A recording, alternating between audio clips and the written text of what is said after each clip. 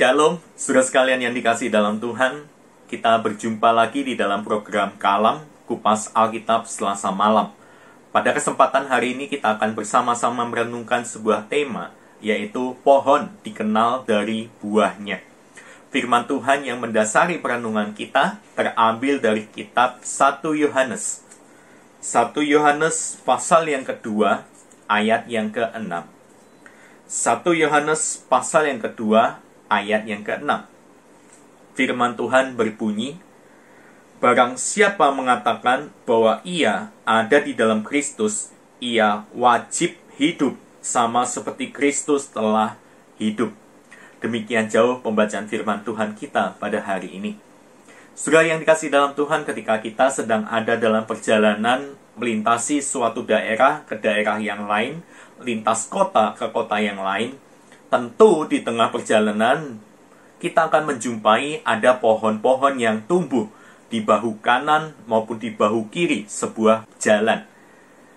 Ketika anak atau pasangan kita atau orang yang ada di dalam mobil bertanya, "Itu pohon apa?" Tentu kita bisa menjawab dari buah-buah yang dihasilkan oleh pohon itu. Misalnya buah rambutan. Oh, itu pohon rambutan. Atau mungkin kita bisa melihat ada buah duren. Oh, itu pohon duren. Kita bisa melihat, menilai, menamai sebuah pohon dari buah yang dihasilkan. Kalau misalnya tidak mendapati buah, mungkin kita bisa melihat biji atau apa yang dihasilkan oleh pohon ini. Dari aromanya, dari bentuknya, atau keunikan lain dari pohon itu. Kita bisa menamainya atau kita bisa tahu itu pohon apa. Ada satu keunikan yang dihasilkan, yang dikeluarkan oleh sebuah pohon. Dan orang menamai pohon itu dari keunikan hasil buah yang dia hasilkan. Bapak Ibu yang dikasihi dalam Tuhan, kita bisa diketahui sebagai anak Tuhan atau murid Kristus ketika kita juga menghasilkan buah-buah yang baik, buah roh yang terpancar dalam kehidupan kita. Orang bisa menikmati, orang bisa melihat dampak yang positif dari buah-buah yang dihasilkan. Orang akan bisa melihat, oh, engkau anak Tuhan. Oh, engkau murid Kristus. Orang bisa menilai kita siapa dari buah yang kita hasilkan. Bapak Ibu, tapi sayangnya terkadang kita tidak menyadari betapa pentingnya apa yang kita hasilkan ini di dalam kehidupan kita. Kita menyangka kita bisa disebut orang Kristen karena ada simbol-simbol tertentu, kalung salib, atau mungkin cara doa kita, apa yang kelihatan, ritual-ritual yang mungkin kita lakukan. Kita tidak menyangka bahwa orang bisa menilai kita sebagai anak Tuhan dari buah yang kita hasilkan, perbuatan baik yang tampak, perkataan yang keluar, perilaku yang terlihat, dan bahkan cara hidup atau gaya hidup yang kita tampilkan. Orang bisa menilai akan hal itu. Dan tadi kita juga membaca, Bapak Ibu, Rasul Yohanes menyebutkan bahwa kita sebagai anak Tuhan wajib untuk hidup sama seperti Kristus hidup. Di ayat-ayat sebelumnya, Rasul Yohanes mengatakan bahwa ketika kita mengaku mengenal Kristus, tetapi kita tidak menghasilkan sesuatu yang baik dari pengenalan kita akan Kristus, kita dianggap sudah berdusta. Barang siapa yang mengasihi Kristus, ia pasti akan melakukan perintah-perintahnya. Barang siapa yang sungguh mencintai Dia, pasti merelakan dirinya untuk melakukan apa yang jadi kehendaknya. Sebagaimana kita kalau jatuh cinta, Bapak Ibu. Ketika kita merasakan jatuh cinta yang katanya berjuta rasanya itu, pasti kita akan mengikuti atau menuruti apa yang menjadi keinginan, kehendak dari orang yang kita cintai.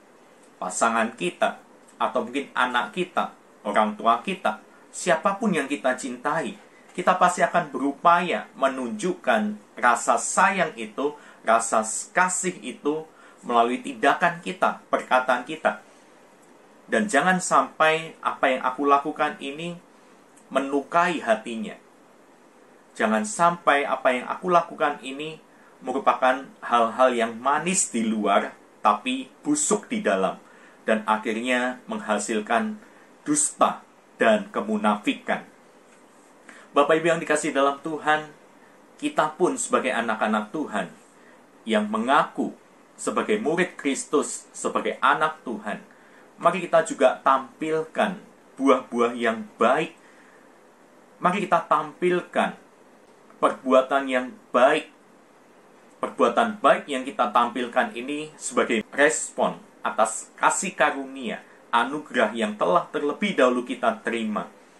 Kita menghasilkan buah yang baik, di mana buah yang baik itu bisa dinikmati oleh orang-orang yang ada sekeliling kita. Dan bukankah itu fungsi atau kepentingan daripada buah? Buah itu harus bisa dinikmati oleh orang lain. Apa gunanya ada buah kalau ujung-ujungnya buah itu hanya sebagai pemanis atau hanya sekedar untuk penghias dan tidak ada dampak apapun? Pasti kita akan ngomong, nggak ada gunanya, nggak ada faedahnya, tidak ada manfaatnya. Ngapain ngasilin buah tapi tidak bisa dinikmati? Demikian juga dengan kita, Bapak Ibu. Kalau kita mengaku sebagai anak Tuhan, sebagai murid Kristus, mari kita hasilkan buah-buah yang baik, di mana buah itu bisa dinikmati, bisa berdampak bagi orang lain. Buat apa kita ngaku sebagai anak Tuhan, kayaknya menghasilkan buah, tapi orang lain melihat, merasakan, ini asam, ini pahit, ini nggak berguna. Bahkan ada yang mengatakan, percuma kamu rajin ke gereja, percuma kamu rajin ibadah, percuma baca Alkitab kalau hidupmu toksik, kalau hidupmu pahit, hidupmu tidak menjadi dampak apa-apa. Kamu melukai hati Tuhan. Kamu menyakiti hati Tuhan. Bapak Ibu yang dikasihi dalam Tuhan, kiranya hidup kita sungguh boleh memuliakan nama Tuhan melalui buah-buah yang baik yang kita boleh nyatakan, hasilkan, dan kiranya buah itu juga bisa dinikmati oleh orang sekitar kita.